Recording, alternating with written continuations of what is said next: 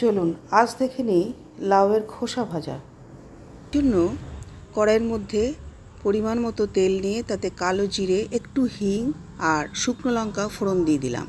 ফোড়ন হয়ে এলে দিয়ে দিলাম আলুগুলো মিনিট 2-3 ধরে একটু ভাজা ভাজা করে তারপর দিয়ে দেব কেটে রাখা লাউয়ের খোসা।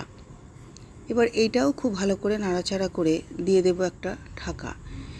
এটা কিন্তু সম্পূর্ণ ধিমে আঁচে, মিডিয়াম আঁচে ঢাকা চাপার মাধ্যমেই করতে হবে, কারণ লাউয়ের খোসা এবং আলু দুটোই সিদ্ধ হতে হবে।